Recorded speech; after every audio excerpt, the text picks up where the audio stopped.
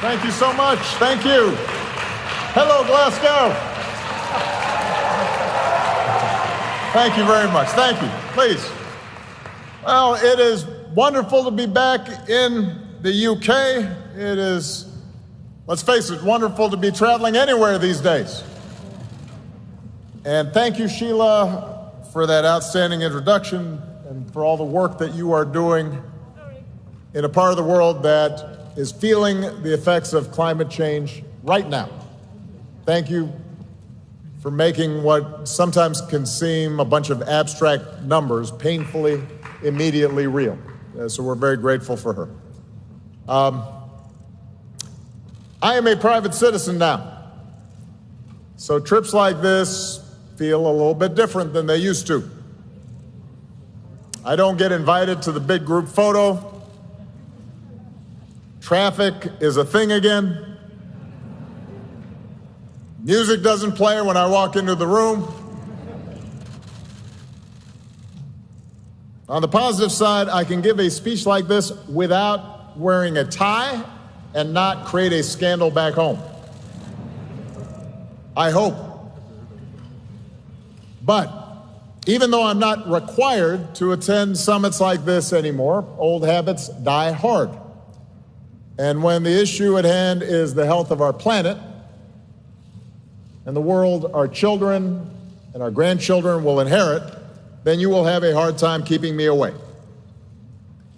And that's why I'm here today, to talk about what's happened in the 6 years since I spoke to the United Nations Climate Change Conference in Paris, and to talk about the steps we need to take if we want to keep doing big things. Because when it comes to climate, time really is running out. You heard the same message from world leaders last week. And now that they've left, here's what we can report. Meaningful progress has been made since Paris. And the agreements made here in Glasgow, thanks to so many of you, including my friend John Kerry here, who is tireless, and his team. Thanks to your efforts here in Glasgow, we see the promise of further progress. What is also true is that collectively and individually, we are still falling short. We have not done nearly enough to address this crisis. We are going to have to do more. And whether that happens or not, to a large degree, is going to depend on you. Not just those of you in this room, but anybody who's watching or reading a transcript of what I say here today.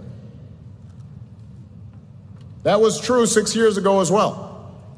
In Paris, our goal was to turn progress into an enduring framework that would give the world confidence in a low-carbon future. An agreement where countries would update their emissions targets on a regular basis. An agreement that would help developing nations get the resources they need to skip the dirty phase of development and help those nations that are most vulnerable to climate change get the resources they need to adapt. An agreement that would give businesses and investors the certainty that the global economy is on a firm path towards a clean and sustainable future. In other words, our hope was to create an agreement that gave our planet a fighting chance. That was our ambition. And by some measures, the agreement has been a success. For the first time, leaders of nearly 200 nations, large and small, developed and developing, made a commitment to work together to confront a threat to the people of all nations. And that seemed proof that for all the divisions in our world, when a crisis threatens all of us, we can come together to address it. At the time, we also believed that if enough national governments showed they were serious about climate, then other institutions, particularly in the private sector, would start raising their sights as well.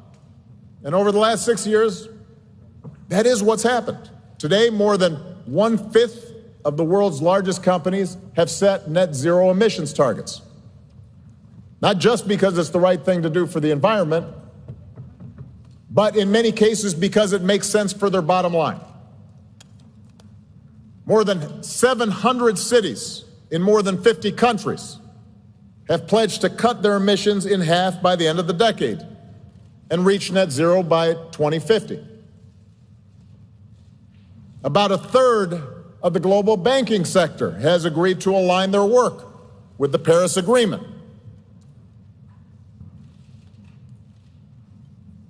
So that's meaningful. Now, back in the United States, of course, some of our progress stalled when my successor decided to unilaterally pull out of the Paris Agreement in his first year in office. I wasn't real happy about that.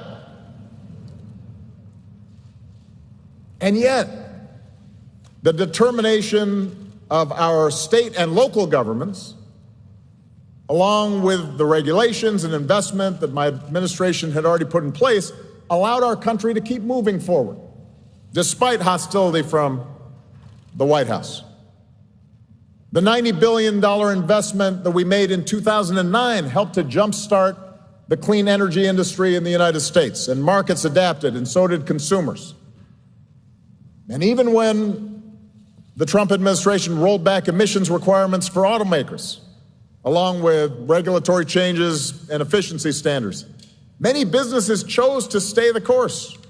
They kept reducing emissions. They continued the transition to electric vehicles and energy-saving appliances. The ball had been rolling, and it didn't stop. And meanwhile, science and technology continued to advance. So today, the price of solar and wind energy has dropped to the point where, in some places, clean energy is cheaper than fossil fuels.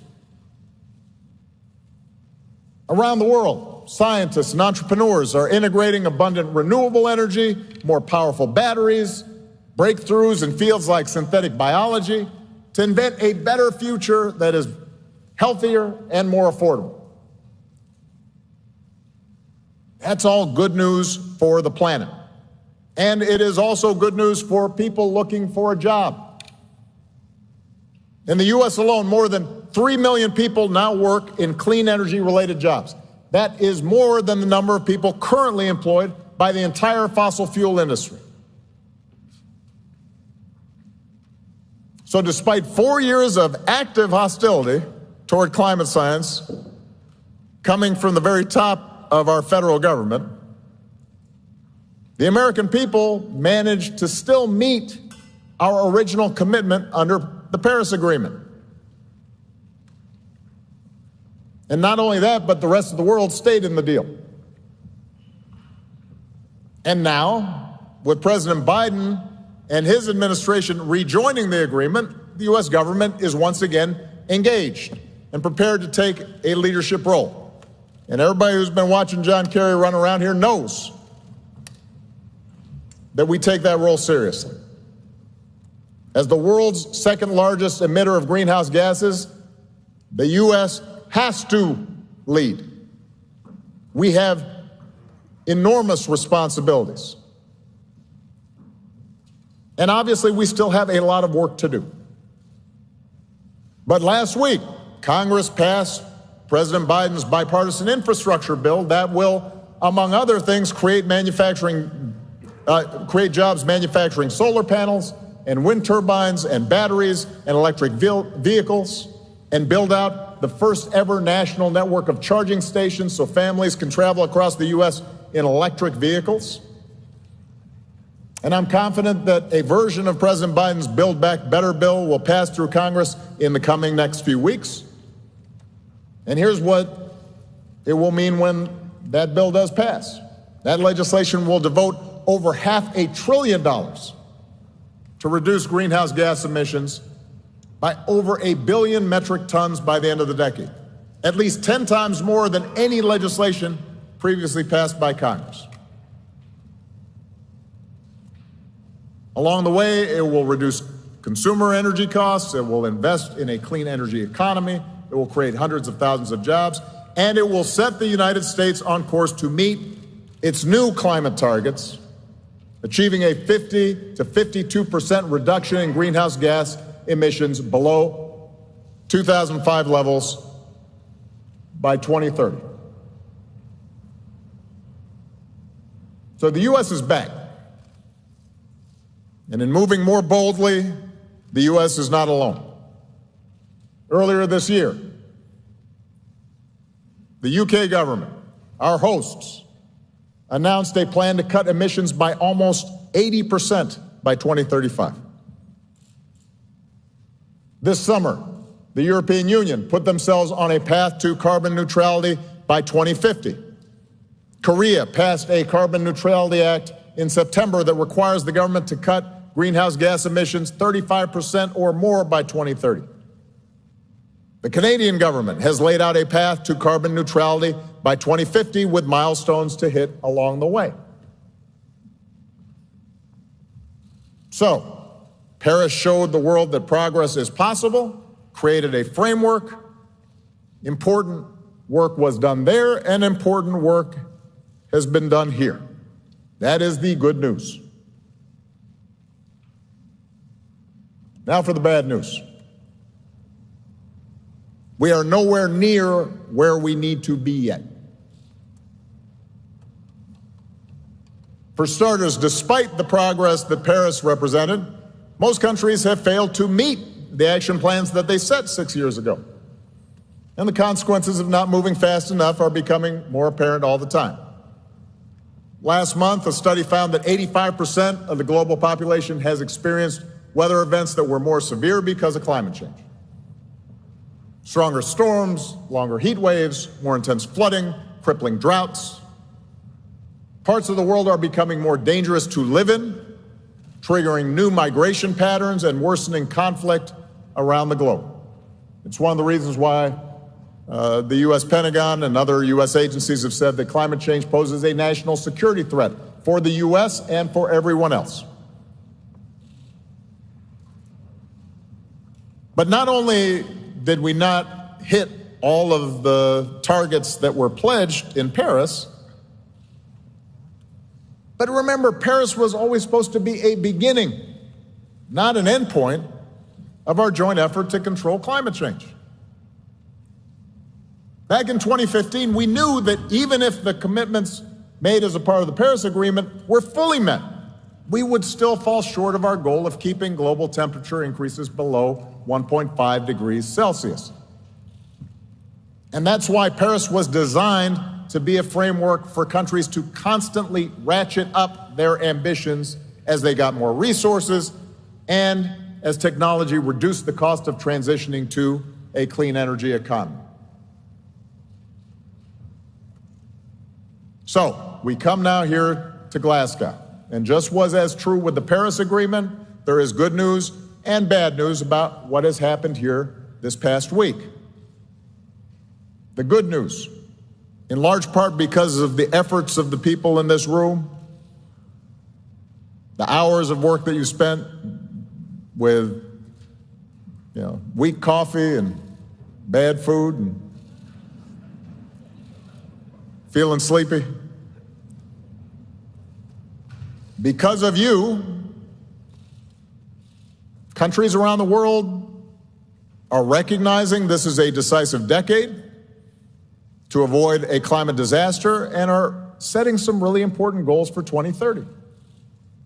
More than 100 countries this past week have committed to reduce methane emissions by 30% by 2030. As all of you know, curbing methane emissions is currently the single fastest and most effective way to limit warming. More than 100 countries have also promised to stop and reverse deforestation by the end of 2030. Businesses from around the world, name brands, some of the biggest businesses on this planet, have agreed to help create a market for the technologies we need to transition to clean energy. Here in Glasgow, nations have also committed to help poorer countries move away from fossil fuels and deal with the effects of climate change. President Biden announced that the U.S. will be quadrupling its annual climate finance pledge over the next few years to $11 billion, including $3 billion dedicated to helping vulnerable countries adapt to the impacts of climate change. And the U.S., along with 20 other countries, agreed to stop publicly financing international fossil fuel development with limited exceptions. So these are significant accomplishments. They are hard-won commitments. You should be proud of yourselves, and we need to celebrate those commitments, even as we demand that the signatories to these commitments actually follow through. We have to track it. They're not self-executing. They're going to require effort. But let's assume that we actually deliver. That's significant. But once again, we also have to acknowledge that this progress is partial. Most nations have failed to be as ambitious as they need to be. The escalation, the ratcheting up of ambition that we anticipated in Paris 6 years ago has not been uniformly realized. I have to confess, it was particularly discouraging to see the leaders of two of the world's largest emitters, China and Russia, decline to even attend the proceedings.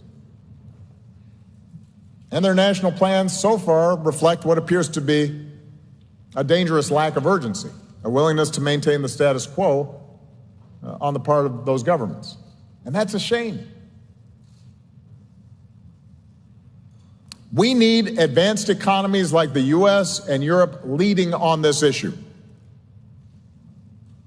But you know the facts. We also need China and India leading on this issue. We need Russia leading on this issue, just as we need Indonesia and South Africa and Brazil leading on this issue. We can't afford anybody on the sidelines.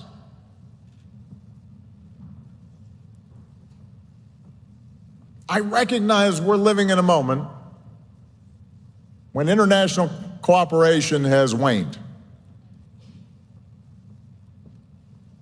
A moment of greater geopolitical tension and stress, in part because of the pandemic, in part because of the rise of nationalism and tribal impulses around the world. And yes, in part because of a lack of leadership on America's part for 4 years on a host of multilateral issues. I understand that it's harder to get international cooperation. There are more global tensions. But there is one thing that should transcend our day-to-day politics and normal geopolitics, and that is climate change. It's not just that we can't afford to go backward, we can't afford to stay where we are. The world has to step up, and it has to step up now.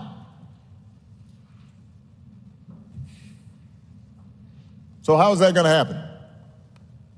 How do we close the gap between what's necessary for our survival and what seems politically possible right now? I confess, I don't have all the answers. As I'm sure is true for all of you out there, those of you who are steeped in this work, who are far more expert than me, there are times where I feel discouraged. There are times where the future seems somewhat bleak. There are times where I am doubtful that humanity can get its act together before it's too late. And images of dystopia start creeping into my dreams.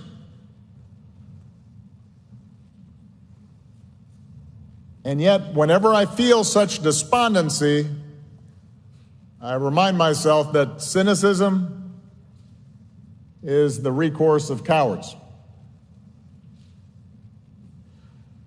We can't afford hopelessness.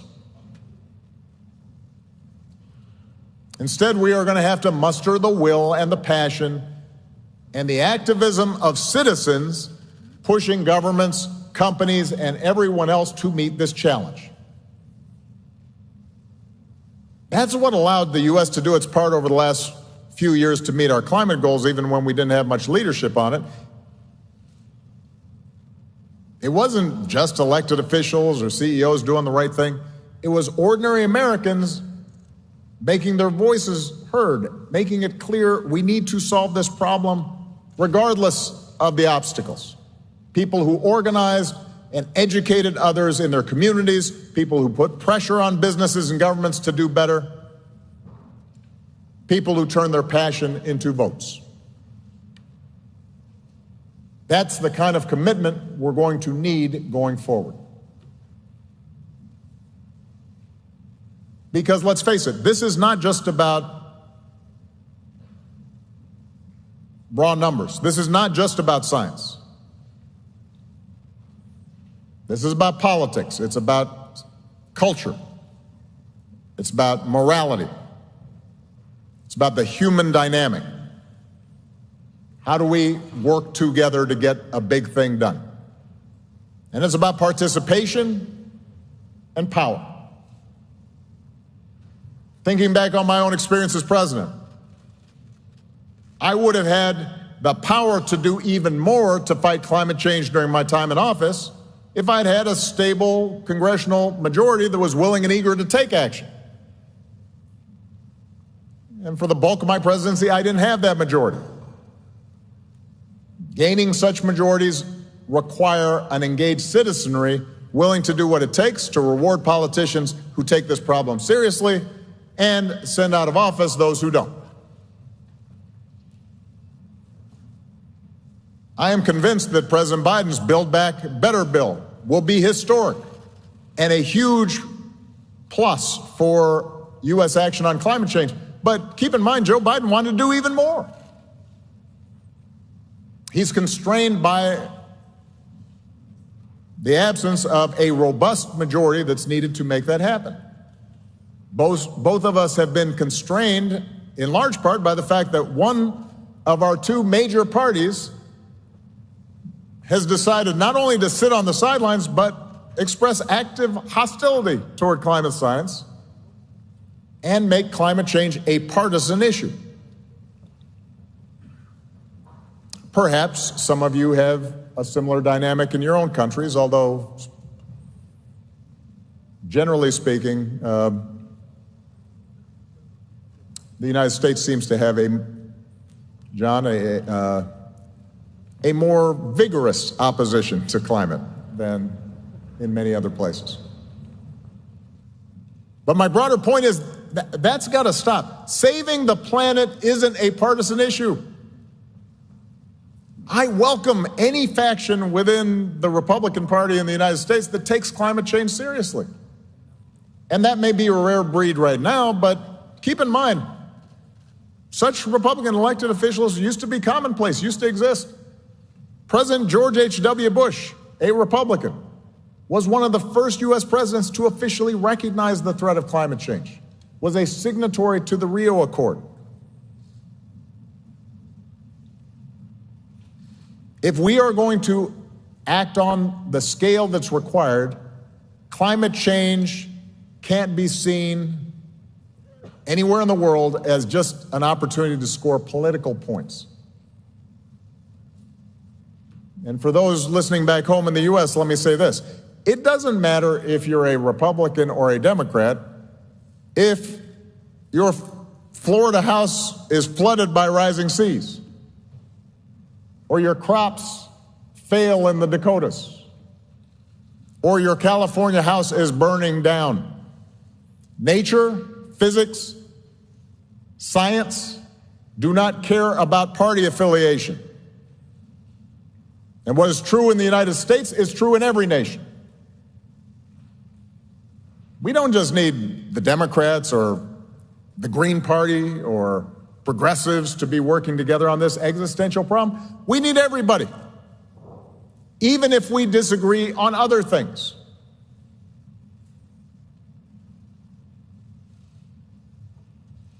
And what's also true around the world, true in the U.S., true in all the countries represented here, is that the most important energy in this movement is coming from young people.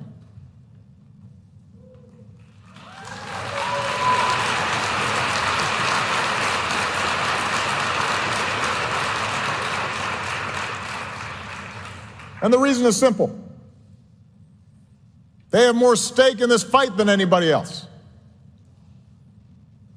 And that's why I want to spend the rest of my time today talking directly to young people who may be watching and wondering what they can do to help. I am the father of two daughters in their early 20s. So I have some sense of all the stuff that gets thrown at young people these days. It's not always easy being young today.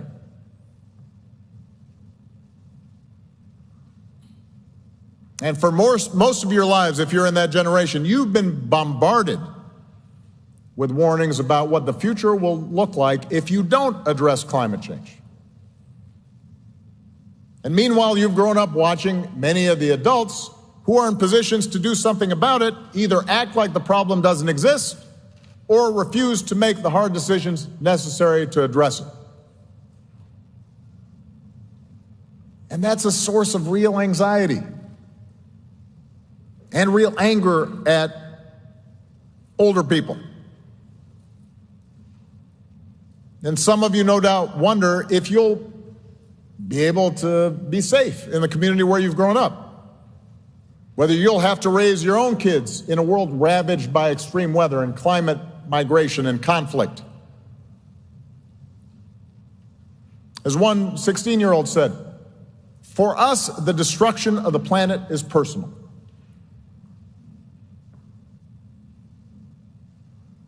And that's why my message to young people begins with acknowledging you are right to be frustrated.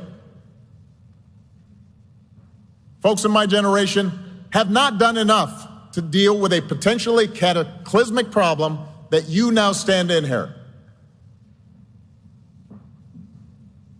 But I also want to share some advice my mother used to give me. You know, if I was feeling anxious or angry or depressed or scared, she'd look at me and she'd say, "Don't sulk. Get busy. Get to work. And change what needs to be changed." And luckily, that's exactly what young people around the world are doing right now. 2 years ago, a Swedish teenager named Greta Thunberg inspired millions of people to join the largest climate demonstrations in decades. A lot of people now know about Greta, but the world is full of Gretas. One of the things I love most about our work at the Obama Foundation is getting to meet young activists from all over the world taking up the baton on climate change. You just heard from Sheila Babata from the Northern Mariana Islands. As an elected representative, Sheila is fighting to preserve natural resources on the island and helping young people take the lead in the fight for human rights and climate action. I've met people like Juan Carlos Monterrey Gomez from Panama. After representing his country at the Paris negotiations, I think he was like 22. Juan then led an effort to amend the Constitution of Panama. Today he's here in Glasgow as a climate negotiator.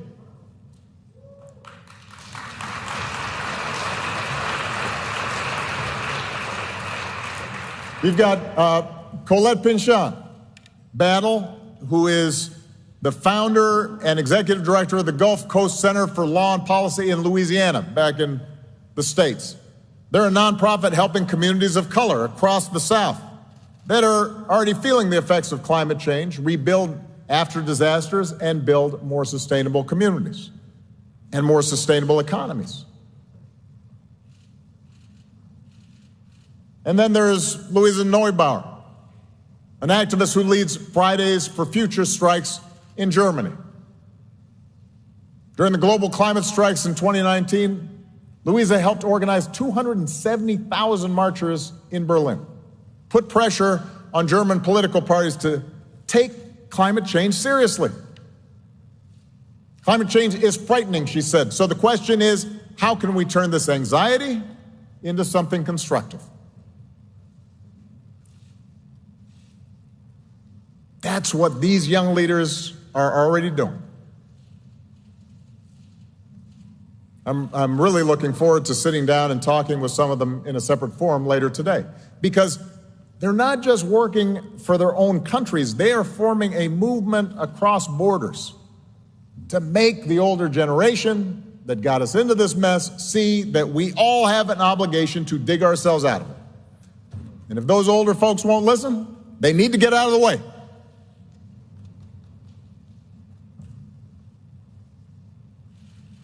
Now, at this point, some of the young people watching or listening, they may be thinking, I don't have time to organize 200,000 people or propose a constitutional amendment. I've got a math exam next week.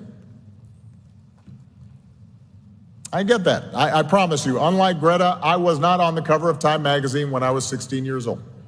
And if I was skipping school, it had nothing to do with climate change.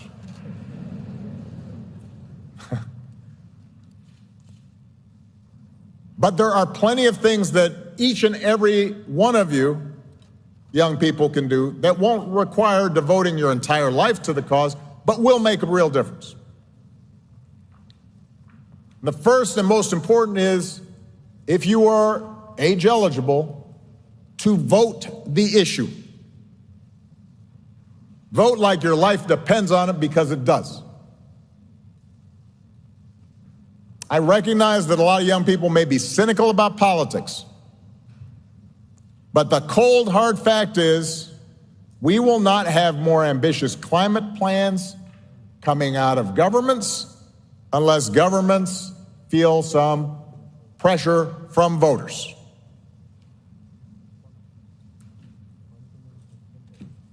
In one survey of young people in 22 countries, more people cited climate change as one of the most important issues facing the world than anything else. Young people understand this issue, but they don't always vote at the same levels as older folks. Many young people are now starting to realize, I've got to make my interests heard if I have the opportunity to vote. So in the 2020 U.S. presidential election, young people were more likely than older voters to say that climate change was their top concern. And they also voted at a rate 11 points higher than in 2016. That's the kind of thing that makes politicians sit up and take notice. As one 20-year-old organizer said, young people understand that if we want to save our lives and our future, then we have to do it ourselves. And this is part of your power that you have to use. Don't think that you can ignore politics. You don't have to be happy about it, but you can't ignore it. You can't be too pure for it. It's part of the process that is going to deliver all of us. Now, the second way you can have an impact on climate change is by pressuring companies to do the right thing. Members of your generation have already shown you're willing to pay for products that you believe are responsible and responsive to the climate challenge, and that you're also willing to avoid those companies that are actually making climate change worse. I see this in my own daughters and their friends, their peer group, in terms of which companies they support and which products they buy. And not only are they sophisticated consumers, they're active and engaged citizens. And that's a message that CEOs will learn to understand. Companies are starting to figure out that becoming more energy efficient is good for their bottom line because they'll spend less on energy. But you also have the opportunity to teach them that by getting serious about climate change, they have a chance to win loyal customers and employees. And they conversely will lose customers and top flight employees if they're not on the right side of the issue. That's part of your power. You need to use it. While you're at it, you need to help educate your parents and grandparents, your uncles and aunts, your teachers, your employers. Because while a dangerously warming planet is a reality that a lot of you have grown up with as young people, you've studied in school, you've read about it, it's been part of the backdrop of your childhood. Members of the older generation don't have that same frame of reference. They do love you, though. They do care about you. They listen to you more than you think. And if you explain how important the issue is to you, you may lead them to rethink their position, or at least be more open-minded. In fact, I'm pretty sure they'll listen to you in a way they might never listen to a politician or some expert on TV or a former president. That's power you have. You have to use it. And finally, let me say, it will not be enough to simply mobilize the converted. It will not be enough to preach to the choir. It will not be enough to just ramp up intensity among people who already know about climate change and already agree with us and care deeply about it.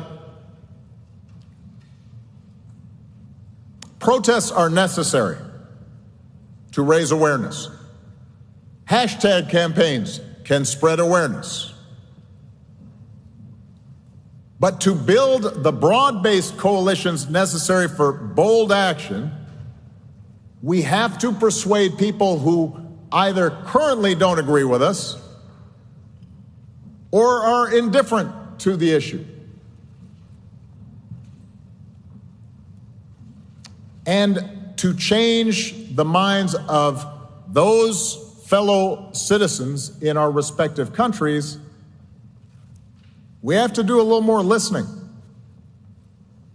We can't just yell at them or say they're ignorant. We can't just tweet at them. It's not enough to inconvenience them through blocking traffic in a protest. We actually have to listen to their objections and understand the reluctance of some ordinary people to see their countries move too fast on climate change. We have to understand their realities and work with them so that serious action on climate change doesn't adversely impact them. So listen, it is true, a lot of climate opposition comes from fossil fuel companies trying to make a buck, despite the green ads that they run on TV. It's true that there are climate deniers out there who, for ideological reasons, you will never convince. But I'm not talking about them. I'm talking about the fact that we've got to persuade the guy who has to drive to his factory job every single day, can't afford a Tesla, and might not be able to pay the rent or feed his family if gas prices go up. We have to think about the mother in India who, yes, will suffer droughts and floods made worse by climate change, but whose more immediate concern is getting electricity so her children don't have to sit in the dark every night and can't do their homework. That's not you can't dismiss that concern. There are workers and communities that still depend on coal for power and jobs. And they are concerned about maintaining their wages. That's not unreasonable for them to be concerned about that. And the truth is that transitioning from dirty energy to clean energy does have a cost. And it is not unreasonable for people who often are already economically vulnerable and maybe don't feel particularly politically powerful. It's not unreasonable for them to think that for all the highfalutin talk, some of those costs of transition will be borne by them, not by the more powerful and the privileged. That's not an unreasonable perspective for them to have. And that's why, when it comes to climate change, a country like the U.S. with a higher per capita carbon footprint does have to do more than a country like Mali or Bangladesh. It's also why we need to make sure the people most affected by the transition to clean energy aren't the ones bearing most of the cost. They don't have any margin for error. I can afford to give up a lot of my current lifestyle to benefit the planet because I'll still have a lot left over. A lot of folks don't have that cushion. So that means that any climate plan worth its salt has to take these inequities into account, whether it's through subsidies to poorer people to ease the transition to clean energy, whether it's technology transfers that help poor countries meet their development goals by leapfrogging dirty fuels. We have to pay attention to those embedded inequities and the politics that surrounds them. And that's not easy.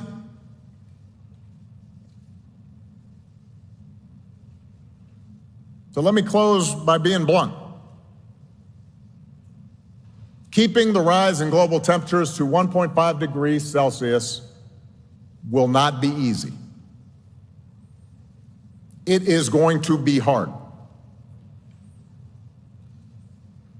Existing political institutions move slowly, even when leaders are well-intentioned. International cooperation has always been difficult. It's made more difficult by all the misinformation and propaganda that can flood out through social media these days. Business leaders, let's face it, are typically rewarded for boosting short-term profits, not addressing major social issues. Getting people to work together on a global scale takes time. And right now, that's time we don't have.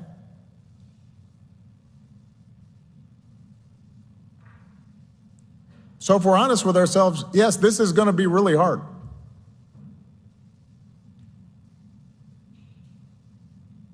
The thing we have going for us is that humanity has done hard things before. I believe we can do hard things again. Yes, the process will be messy. I guarantee you, every victory will be incomplete. We will face more setbacks. Sometimes we will be forced to settle for imperfect compromises because even if they don't achieve everything we want, at least they advance the cause. At least they move the ball down the field.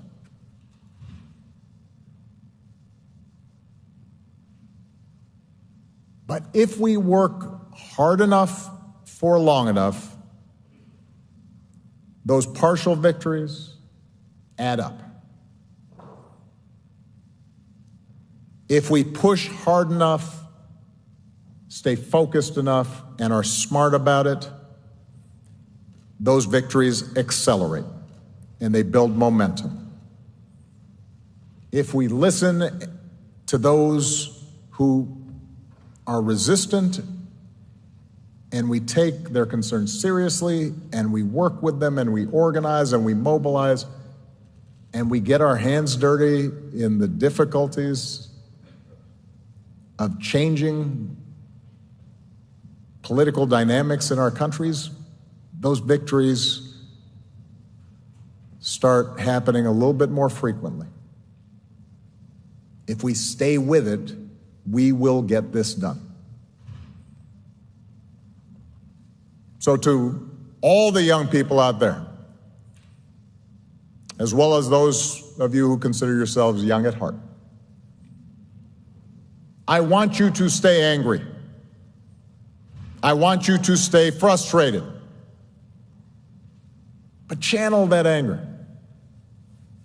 Harness that frustration. Keep pushing harder and harder for more and more, because that's what's required to meet this challenge. Gird yourself for a marathon, not a sprint. For solving a problem this big, this complex, and this important has never happened all at once. Since we're in the Emerald Isles here, let me quote the bard, William Shakespeare. "What wound," he writes, "did ever heal but by degrees?"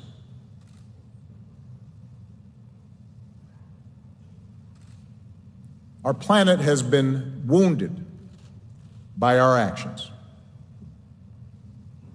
Those wounds won't be healed today or tomorrow or the next, but they can be healed by degrees. And if we start with that spirit, if each of us can fight through the occasional frustration and dread, if we pledge to do our part and then follow through on those commitments, I believe we can secure a better future. We have to. And what a profound and noble task to set for ourselves.